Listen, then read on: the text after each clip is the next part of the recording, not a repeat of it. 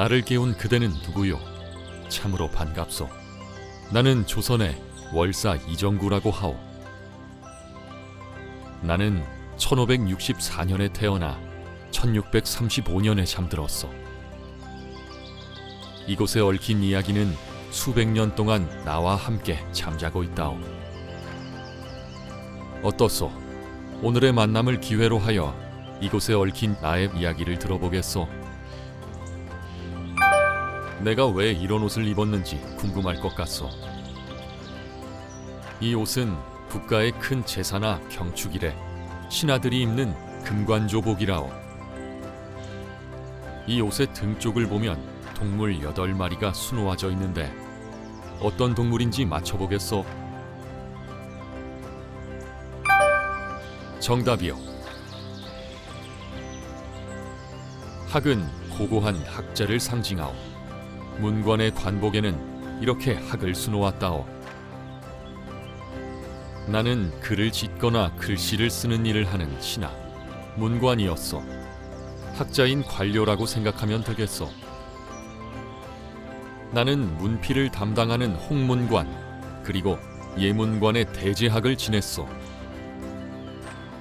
대제학으로서 국가에서 필요로 하는 유교 학문을 연구하고 이 학문을 바탕으로 국왕께서 바른 정치를 하시도록 자문을 드리는 역할을 하였소. 그리고 국가에서 필요한 책을 만들고 국왕의 뜻이나 명령, 외교 문서와 같은 글을 작성하는 등 국가의 모든 문서를 도맡았소. 막중한 일이다 보니 학문 연구를 게을리할 수 없었소. 이러한 자리에 있는 대제학에게 가장 으뜸이 되어야 할 능력이 무엇이겠소?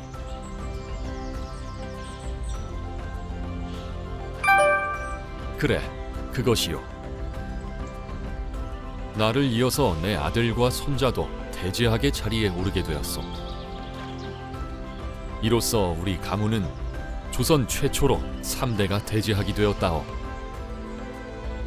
그러나 대제학의 관직에 오른 것보다 더 가슴 뿌듯한 것이 있어. 그것은 유교 가문의 전통과 내가 품은 학문의 뜻을 후손들이 계속 이어가 준 것이오. 대제학을 지낸 우리 3대의 이력을 글로 새긴 비석이 3개 남아 있는데 그것이 무엇인지 아시오?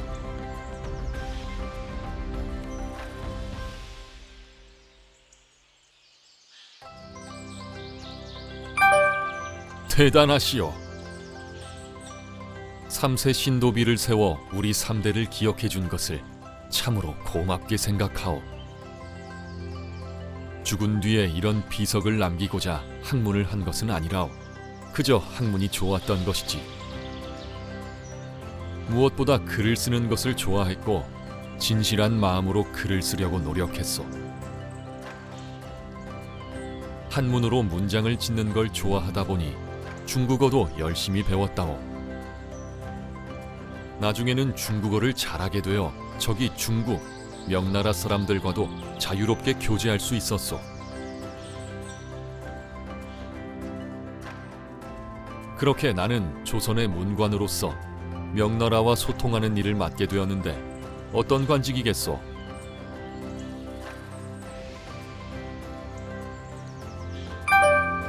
아주 훌륭하오. 외교관으로 명나라에 4번 다녀왔고 조선에 방문한 명나라 사신들을 맞아 대접한 것은 8번이라오.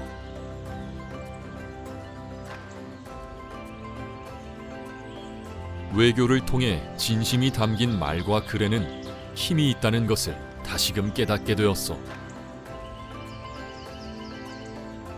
진실한 말과 글은 국경을 뛰어넘어 상대방의 마음에 가 닿는다오.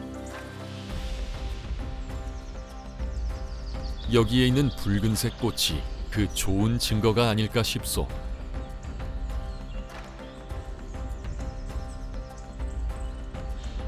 이 단엽 홍매화는 명나라의 사신과의 교제 후에 선물로 받아 조선에 들여오게 된 꽃이라오.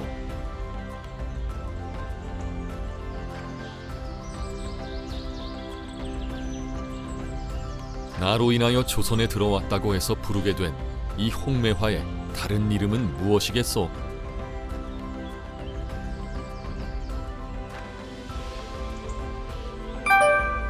옳거니 잘하였소.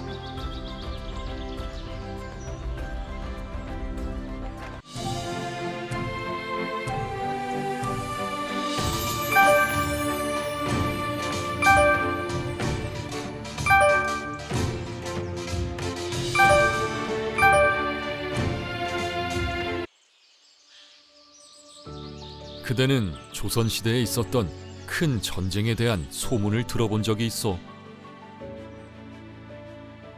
울릉도와 독도에서 조금 더 가면 있는 섬나라가 일으킨 전쟁이라오.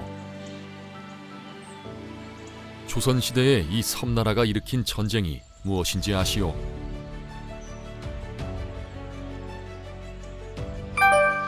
잘 맞췄소. 임진왜란으로 조선의 곳곳이 폐허가 되었소. 그런데 이 전쟁이 끝나가려는 즈음 국가에 큰일이 생겼소. 바로 명나라의 관리 딩잉타이가 우리 조선이 외와 함께 명을 침략할 것이라며 명나라 황제께 거짓된 상소를 올린 사건이요. 조선과 명나라의 군대가 연합해서 외와 싸우고 있었기에 조선은 큰 위기에 빠졌소. 딩잉타이의 상소가 사실로 받아들여진다면 조선은 어느 나라의 적이 되겠소?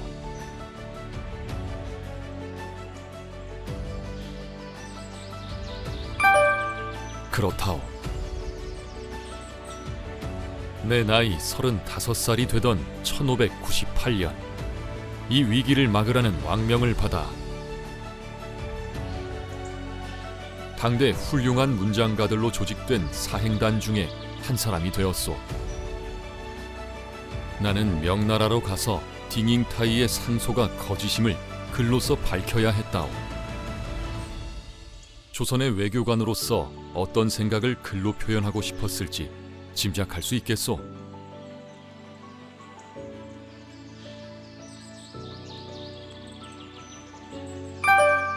맞출 줄 알았어. 딩잉타이의 상소로 인해 명나라는 조선에 대한 큰 오해를 가지고 있었고 나는 조선의 결백을 밝혀야 했어. 나는 조선이 외와 친하지 않고 왜군을 유인하여 명나라를 공격할 뜻이 전혀 없다는 것을 명나라 황제께 전하고자 했소. 딩잉타이에 맞서기 위해 명나라로 갈 때 내가 무엇을 들고 갔겠소?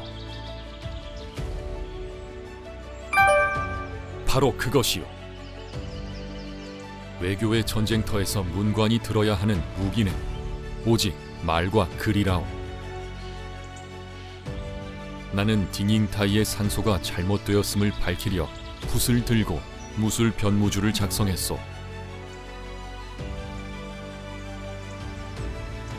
무술 변무주는 선조 31년인 무술년에 일어난 이 무고한 사건에 대해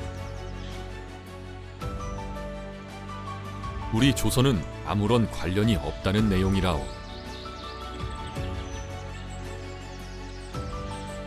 다행히도 명나라 황제와 관리들은 나의 글을 보고 좋은 문장이라고 칭찬하며 조선의 진실한 뜻을 알아주었소. 딩잉타이는 결국 관직에서 쫓겨나고 합당한 벌을 받게 되었소. 나라의 위기 앞에 외교관으로서 쓰임받을 수 있어 자랑스러웠소. 그대도 내가 명나라 황제께 전했던 무술변무주를 한글로 써보겠소. 다음은 무술변무주를 요약한 글이요. 빈칸에 들어갈 단어를 차례대로 선택하며 상소문을 완성해 보시오.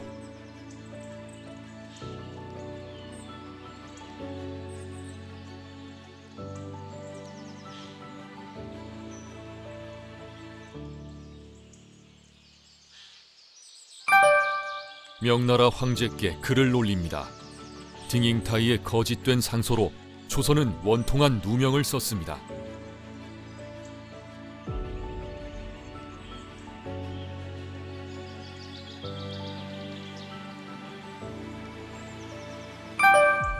딩잉타이는 조선이 일본을 불러들여 명나라를 침략하려 한다는 터무니없는 말을 하였습니다.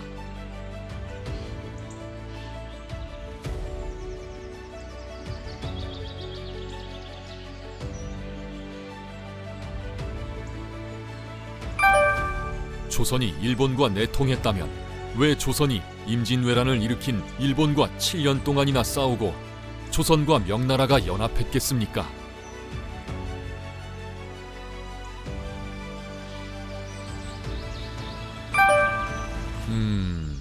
다시 한번 생각해보는 것이 어떻겠소?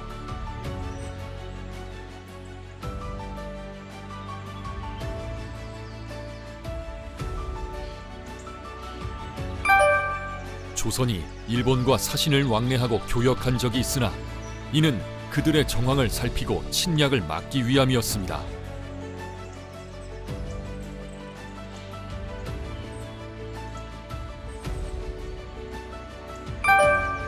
조선은 명나라와 함께 좋은 외교 관계를 이루며 전쟁 없는 평화를 누리고 싶습니다.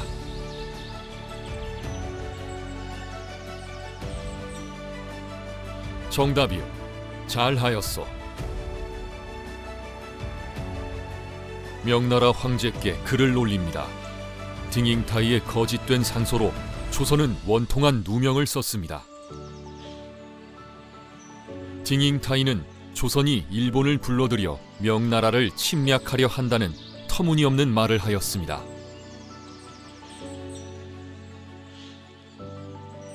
조선이 일본과 내통했다면 왜 조선이 임진왜란을 일으킨 일본과 7년 동안이나 싸우고 조선과 명나라가 연합했겠습니까? 조선이 일본과 사신을 왕래하고 교역한 적이 있으나 이는 그들의 정황을 살피고 침략을 막기 위함이었습니다.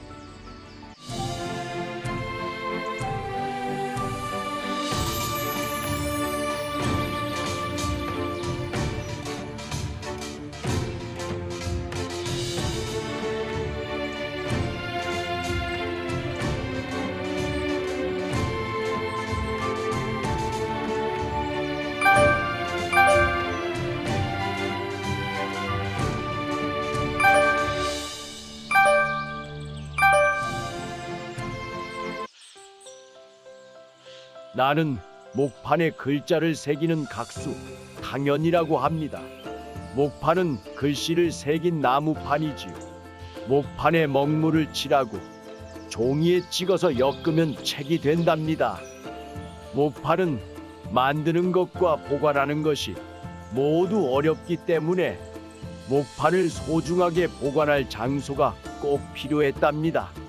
바로 장판각이지요. 목판을 보관할 장판각을 지을 때 크게 관심을 두지 않아도 되는 것은 무엇일까요? 잘 맞췄습니다.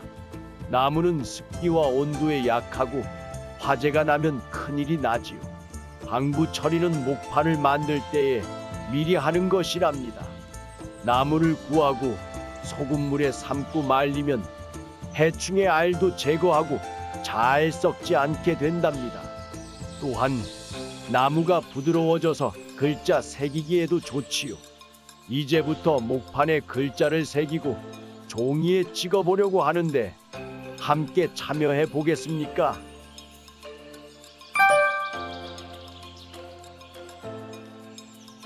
글자를 새기기 전에 한목에 마구리를 끼워 봅시다. 마구리는 한목의 양쪽에 끼우는 손잡이입니다. 이 마구리가 있으면 먹물을 칠해 종이에 찍을 때 편리하겠지요. 또한 마구리가 있으면 목판의 갈라짐과 뒤틀림도 방지할 수 있고 통풍에도 좋습니다. 각수들은 이 마구리에 자기 이름을 적거나 새겨두기도 한답니다. 자신이 이 목판을 새겼다는 것을 표시하기 위해서이죠. 이제 목판에 글자를 새겨볼까요?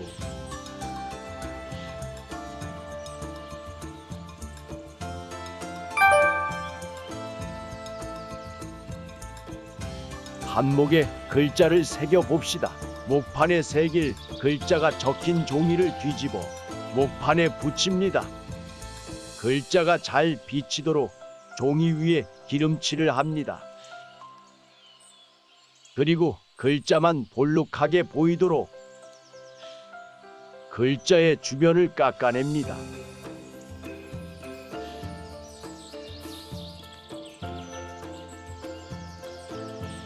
목판을 다 만들면 목판을 잘 보관해야 합니다. 이렇게 장판각의 서가에 보관해 두면 몇 번이든 다시 찍어낼 수 있습니다. 이제 목판에 새긴 글자를 종이에 찍어 볼까요?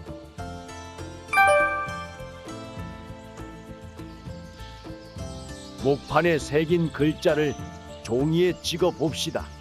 먹물을 골고루 묻힌 목판 위에 종이를 올리고 글자가 종이에 잘 찍히게 문지르개로 가볍게 문지릅니다. 문지르개는 대체로 말총 뭉치를 사용하는데 말총 뭉치에 꿀벌의 분비물인 밀랍을 미리 묻혀두어야 부드럽게 문지를 수 있습니다. 이렇게 인쇄한 종이들과 앞, 뒤 표지까지 한데 모아서 실로 꿰어 엮으면 책이 됩니다. 사용한 목판은 깨끗이 닦은 뒤 말려서 통풍이 잘 되는 곳에 보관합니다. 월사집 목판은 이정구 선생의 글을 모은 월사집을 찍기 위해 만들었습니다. 이정구 선생은 문장의 문학성이 뛰어나 조선 중기 4대 문장가 중 한 사람으로 일컬어지는 분이지요. 월사집 속의 글들은 당연히 문학성이 뛰어나겠지요. 월사집은 전체 77권으로 문관으로서 쓴 한시, 명나라와 일본을 오가는 과정에서 쓴 기행시, 친구 등에게 보낸 편지, 당시 최고의 문인들과 주고받은 글, 유교 학문과 도덕에 대한 강의 등 이정구 선생의 평생의 문장이 기록되어 있습니다. 월사집을 오래 보존하기 위해 월사집 목판을 만들게 된 것입니다. 월사집 목판에 글자를 새긴 것은 저와 같은 각수들이지만 진짜 만들고자 한 사람은 따로 있답니다. 목판을 만드는 데는 많은 수고와 비용이 들었는데 월사집 목판은 누가 만들고자 한 걸까요? 대단합니다. 이정구 선생의 제자와 후손들이 이정구 선생의 글을 보존하기 위해 목판을 만들었습니다. 목판에는 보이지 않지만 지금도 마주할 수 있는 조상의 정신이 깃들어 있기에 그 자체가 가문의 영광이지요. 저는 각수로서 조상의 정신을 보물처럼 지키는 일에 참여하게 되어 뿌듯한 마음입니다.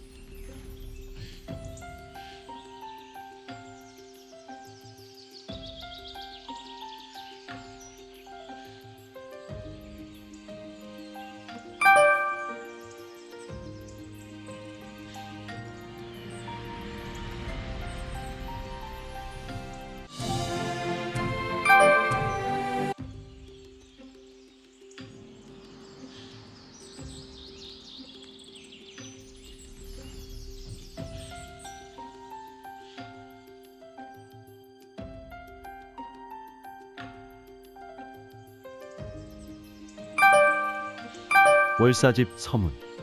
월사집 서문 5편 중에서 왕위가 쓴 서문입니다. 왕위는 월사 선생에게 글을 보여달라고 간곡히 청한 적이 있는데 선생의 시를 보고는 격찬하였습니다. 이를 계기로 월사집에 서문을 쓰게 되었습니다. 이제 왕위의 생각이 새겨진 목판을 체험해 봅시다. 이정구 선생의 작품을 본 적이 있었는데 그 뜻의 도량이 넓고 예사롭지 않았으며 생기가 가득하고 신성한 이치가 화환히 드러났습니다. 중국의 훌륭한 문인인 조식과 유정, 이백과 두보보다 뛰어나기에 내가 감탄하였습니다. 선생은 참으로 시인 중에 으뜸이라 할 수 있습니다. 내가 여러 번 선생의 시를 읽어보고 나도 모르는 내면의 즐거움이 일어나기에 감히 한마디 말로 책의 서문을 삼습니다. 무술 조천록. 무술 조천록은 무술년의 명나라로 가는 사행단 여정에서의 경험이 담긴 시가 수록되어 있는 책입니다. 월사집 75권 중 시집은 18권인데 매 권마다 무술 조천록과 같이 이름을 붙였습니다. 이제 무술 조천록의 서문이 새겨진 목판을 체험해 봅시다. 무술년 딩잉타이가 조선을 모함한 일에 대한 억울함을 밝히고자 사행단의 부사가 되어 명나라의 북경에 가게 되었습니다. 비록 임진왜란으로 혼란한 때의 여정이었지만 오가는 길에서 보이는 것들이 모두 새로워서 그 광경과 감흥을 시에 담았고 그렇게 얻은 작품 수백 편을 이 책에 실었습니다. 무술변무주. 무술변무주는 명나라와의 외교 현장에서 월사의 능숙한 외교 역량을 드러내고 그의 이름을 중국에 널리 알리게 된 계기가 된 글입니다.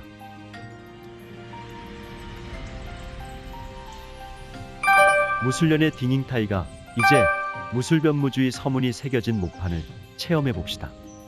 무술년의 딩잉타이가 너무도 터무니없는 말로 조선을 모함하여 명나라 황제에게 주문을 올렸고 이 억울함을 풀기 위해 명나라 북경의 사행단으로 가게 되었습니다. 조선에서는 당시 문장에 뛰어난 선비 몇 사람에서 이 억울함을 푸는 외교 문서를 쓰게 하여 그중 잘된 것을 가렸는데 내가 쓴 것이 뽑혔습니다. 이것을 본 명나라 황제와 관리들은 명백하고 좋은 문장이라고 하였고 조선의 억울함은 모두 풀렸습니다.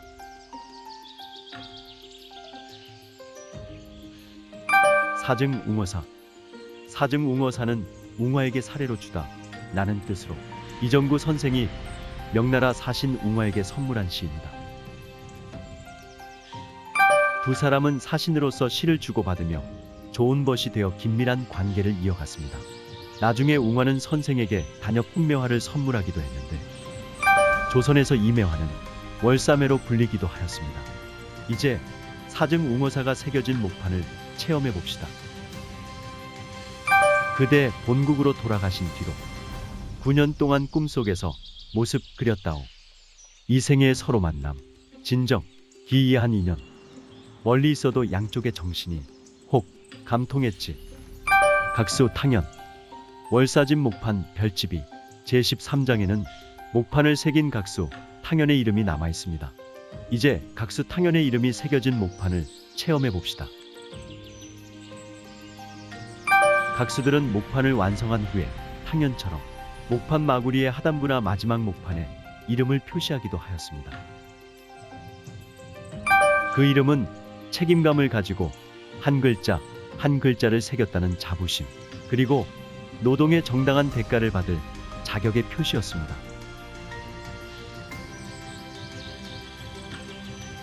지금은 목판으로 책을 인쇄하는 일이 거의 없지만 1996년 11월 1일 각수는 국가무형문화재 각자장으로 지정되어 우리의 문화유산으로 이어져 가고 있습니다.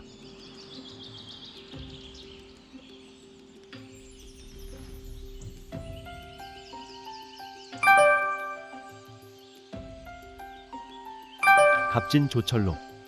월사집 제4권에는 갑진조철록이라는 제목이 붙어 있습니다. 갑진조철록은 갑진년의 명나라로 가는 사행단 여정에서의 경험이 담긴 시가 수록되어 있는 책입니다. 이제 과노봉구. 노봉구를 가장 사랑하노니 풍광이 나의 고향과 비슷하여서라네. 소와 말이 다니는 길은 깨끗하고 오이와 토란 심은 밭 두둑은 향기롭네. 푸른 나무는 마을에 무성하게 빽빽하고 맑은 시내는 섬도를 돌아 길게 흐르네. 그윽한 거처에 만약 살 수 있다면 나는 동쪽 등성이를 지키고 싶네. 유감. 8월 되어 북방 사막엔 기러기 일찍 나니. 집집마다 다듬이 소리로 가을 옷을 장만하네. 오만관 안에서는 슬픈 노랫소리 들리니 말리타양 나그네는 참으로 고향이 그립다네.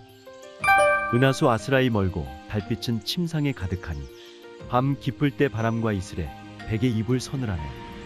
나그네는 본래 시름으로 잠이 없는 법이니 벌레 소리 오래 귓전에 들린다 원망하지 않네.